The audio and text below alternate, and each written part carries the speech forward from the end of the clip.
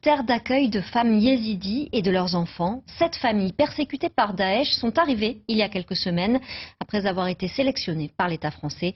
Romane Vialon et Yannick Le Ternier ont rencontré l'une de ces réfugiées. Son mari a été tué lors des massacres de 2014. Regardez. Dans cette maison sur les hauteurs d'une petite ville de Lozère, vit Madjé et ses 3 fils. Cette famille yézidi originaire du nord de l'Irak s'est installée ici il y a 15 jours, après de longues années dans un camp de réfugiés. En France, je peux me sentir en sécurité avec mes enfants. Ils peuvent aller à l'école pour apprendre une nouvelle langue, une nouvelle culture. Et surtout ici, il y a la paix. Je n'ai pas trouvé ça en Irak. Depuis le début du conflit en Syrie, la communauté yézidi est persécutée par l'État islamique. Le mari de Madjé fait partie des victimes.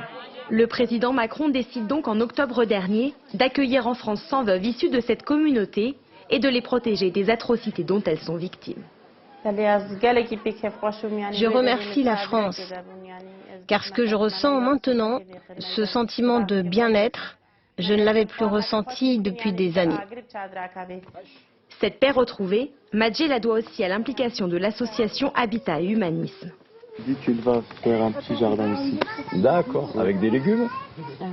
Ces travailleurs sociaux vont l'accompagner pendant 1 an pour que cette famille du bout du monde trouve sa place dans cette nouvelle société.